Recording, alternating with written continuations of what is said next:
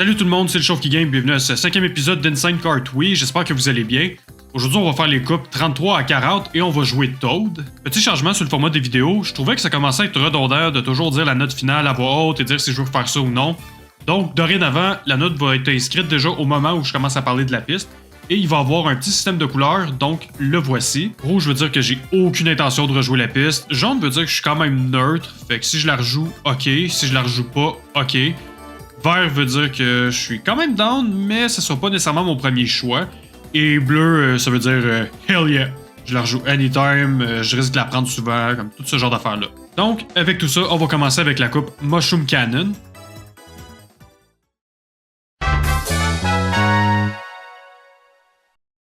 On commence avec Area 64 par Squire Turnbolt. La piste se passe dans une ferme pendant la nuit et a été envahie par les Octumbos. Très bonne piste pour commencer la partie 5. Ça pourrait très bien passer pour une piste de Mario Kart 8, honnêtement, avec le beau visuel, le détail, le dynamisme présent. Sérieux, c'est une très belle piste. Il n'y a pas vraiment eu encore de piste avec le thème d'une invasion d'aliens dans Mario Kart, donc c'est aussi très original. Ensuite, on a Arizona Highway par Luigi. La piste est quand même assez stylée, tu sens vraiment cette vibe d'état américain plus désert-ish. Dans un sens, ça fait un peu penser à ce qu'on a vu dans le mini-teaser du prochain Mario Kart sur la Switch 2. Mais ouais, overall, le design est sympathique et il y a une pas pire variété d'endroits, donc j'ai bien aimé. On a ensuite un Roblox Track par Fancy Does Custom Tracks, puis cette piste est énormément buggée. Les collisions sont vraiment all over the place, tu peux très facilement sortir de la piste. J'ai vu qu'apparemment la personne a utilisé Roblox Studio pour construire la piste, mais holy shit, c'est vraiment buggé. Nope, never again. Finalement, on a Arrow Circuit par Kevin VG207. C'est basically une piste très étroite, shapée comme une flèche, dans un endroit avec les textures de Peach Garden, avec un lighting beaucoup trop clair. J'aime les élévations par contre, ça, je vais le mentionner, mais sinon, ouais. Et donc avec ça, on va passer à la coupe Banana Barrels.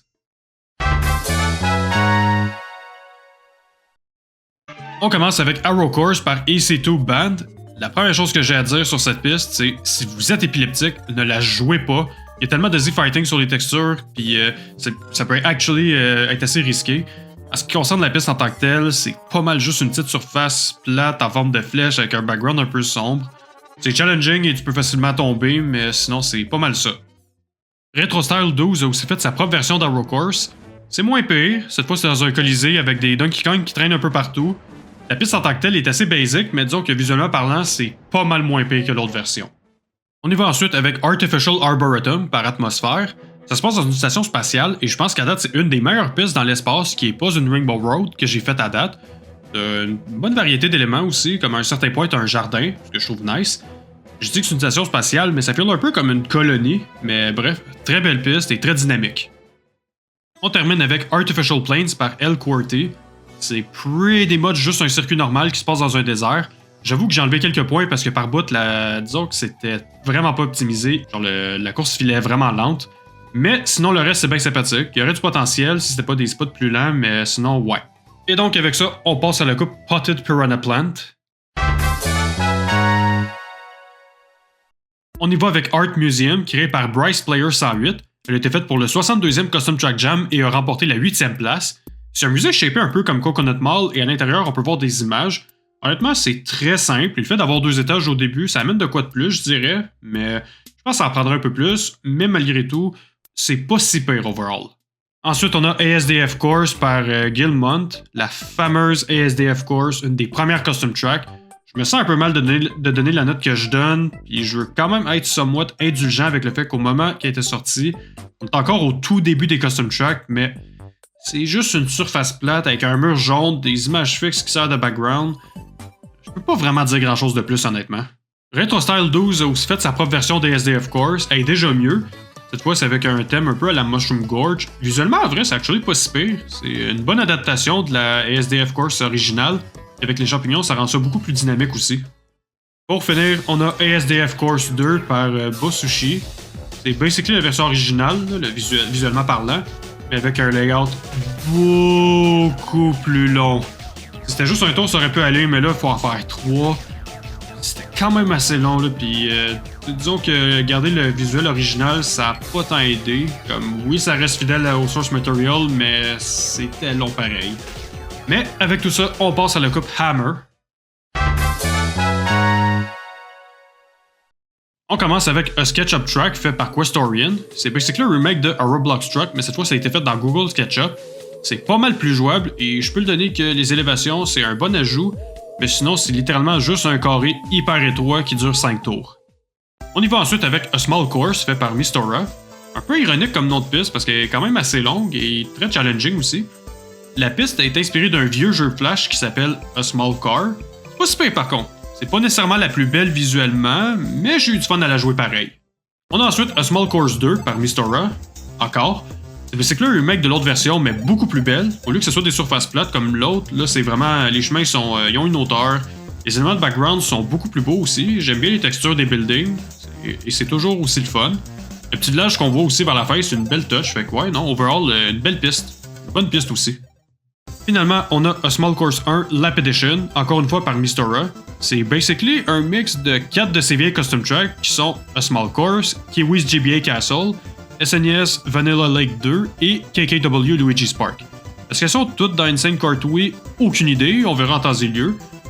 Et en termes de visuel, par contre, tu vois que c'est pas tout à fait fini, mais sinon c'était sympathique à jouer. Une fois que tout va être fini, je sens qu'elle va être vraiment le fun à jouer. J'ai hâte de voir ça, si jamais j'ai l'opportunité. Et ouais, c'est toujours nice aussi de mixer différents thèmes dans la même piste. Et celle-là, c'est un exemple parfait pour ça. Et donc avec ça, on va passer à la coupe Double Bob-Omb. On commence avec Aspertia City par Razero. C'est basé sur la ville du même nom du jeu Pokémon Black and White 2. La piste en tant que telle est bien simple. La compte des Pokéballs sur les Item Box, c'est une belle touch aussi. Quand t'es pas habitué, la section avec les buildings, ça peut être un peu mélangeant si tu regardes pas la minimap, mais sinon ça va. On a aussi droit à une autre version d'Aspertia City, cette fois par Waltz. Elle est un peu plus texturée que l'autre version, mais il manque le bel éclairage crépusculaire qu'il y avait sur la version de Razero. Mais avec ça, tout se balance. Sinon, elle est tout aussi le fun et joue tout aussi bien. Ensuite, on a A Square par Xander Kartway. C'est pas mal juste un gros carré dans le setting de SNES Mario Circuit. Et t'as 5 tours à faire. C'est pas mal juste ça. Les textures sont pas toujours bien alignées non plus sur les murs, mais ouais, non, je sais pas trop quoi dire de plus honnêtement.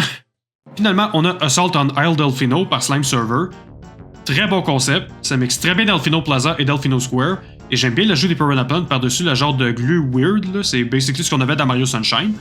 Et ceux qui m'ont vu streamer des pistes de Mario Kart dans le passé, ils savent très bien quelle opinion j'ai sur Delfino Square. Ils savent que j'ai de la misère avec le fait que ça file pas tant Mario Sunshine-ish, mais cette piste-là règle le problème, et aussi bien le fun, bien dynamique, donc en mixant ça avec des éléments d'un de mes jeux préférés, disons que c'est la recette idéale pour une super bonne piste. On y va ensuite avec la coupe Giga Bob-Omb. On commence avec Astronomical Overdrive par Jasper, puis wow! Très belle piste. Elle combine différentes Rainbow Road, notamment celle sur la Wii et la version Mario Kart 8 de Rainbow Road 64. Elle est aussi très challenging par bout aussi, mais c'est juste insane de voir tous les objets qui flottent de même. Et j'ai vu que c'était aussi inspiré du niveau Space Jam Galaxy de Mario Galaxy, donc voilà pourquoi j'utilise la musique de ça. Et ouais, il y a vraiment beaucoup de couleurs, beaucoup d'élévation, beaucoup de dynamisme, et donc avec tout ça, je donne mon deuxième 100% depuis le début d'Insane Kartway. Fait que good job Jasper. On y va ensuite avec Athletic Loop par Toaded Hack Fan. Elle a été faite pour la première compétition de Spear X5544 qui s'appelle Spin the Wheel Cities Competition et a remporté la 4e place. Bon concept, c'est nice le début avec les quelques épreuves olympiques comme le saut en longueur et la course avec les haies, mais malheureusement le reste de la piste est, disons qu'il n'y a pas vraiment grand chose à offrir. T'sais, par bout tu sautes, I guess ça te permet de faire des tricks, et sinon le visuel est assez basic, mais il y a du potentiel. Je trouve qu'il y a du potentiel, mais ça serait nice d'ajouter d'autres épreuves olympiques et retravailler aussi le visuel un peu pour vraiment donner le look d'un stade olympique. On a ensuite Athletic Raceway par Spy Kid. Ce que je disais sur la piste d'avant, ici ça a été très bien exécuté. Tu te promènes à travers des terrains de sport, des sports différents en fait, comme une piscine, un terrain de soccer, un court de tennis, etc. Et visuellement c'est très beau. J'aime le fait qu'après un certain temps aussi, la piscine elle se remplit, donc faut que tu trouves un autre chemin, sinon tu vas basically tomber dans l'eau et te nailler. Mais ouais, comme je disais, très bien exécuté et vraiment le fun à jouer aussi.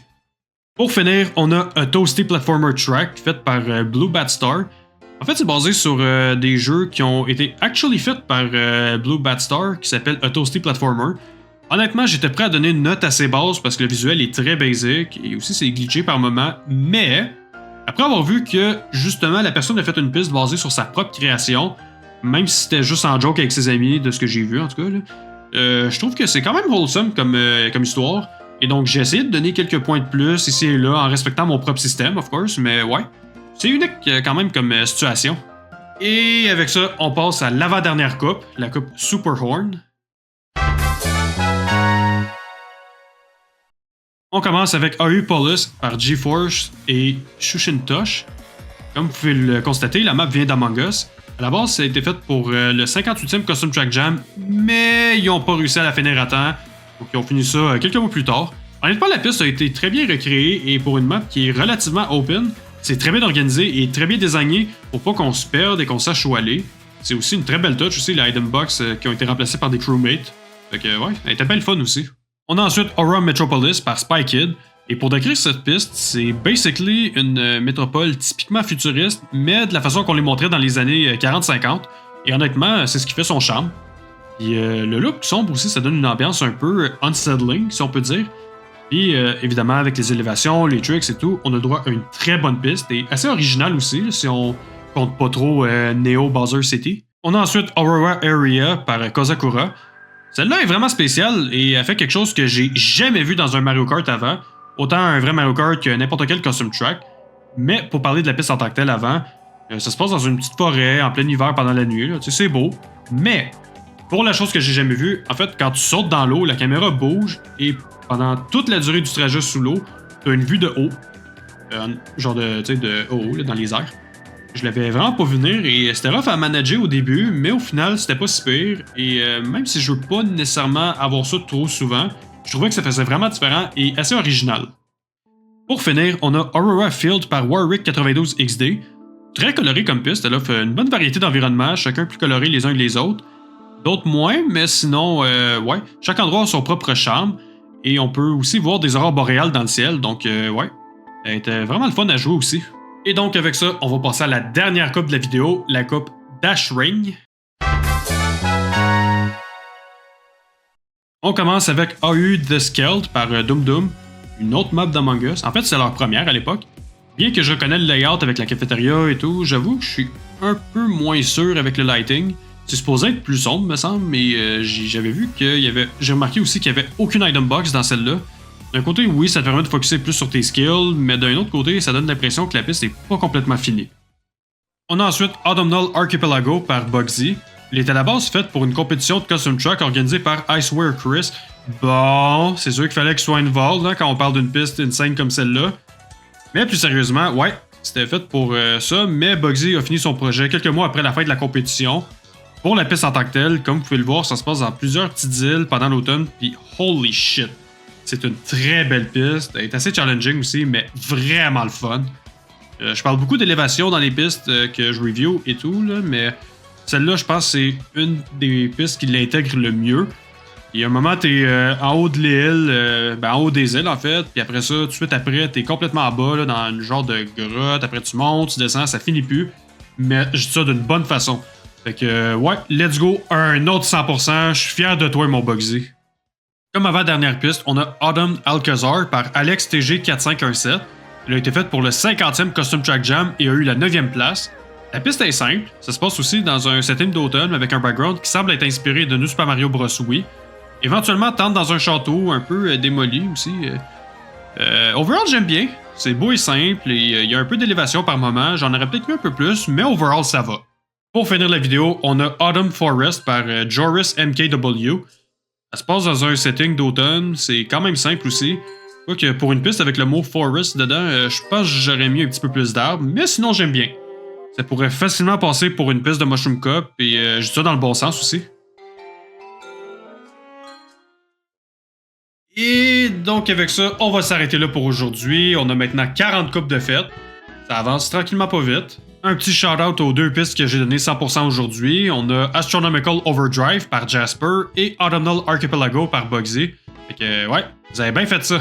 Mais sinon avec ça, ça va être tout pour aujourd'hui. J'espère que vous avez aimé ça. N'oubliez pas de liker, partager, subscriber, tout le kit. Si vous avez des suggestions de jeux, n'hésitez pas à me les dire en commentaire. et on se revoit très bientôt pour d'autres vidéos du même genre, fait que, see ya!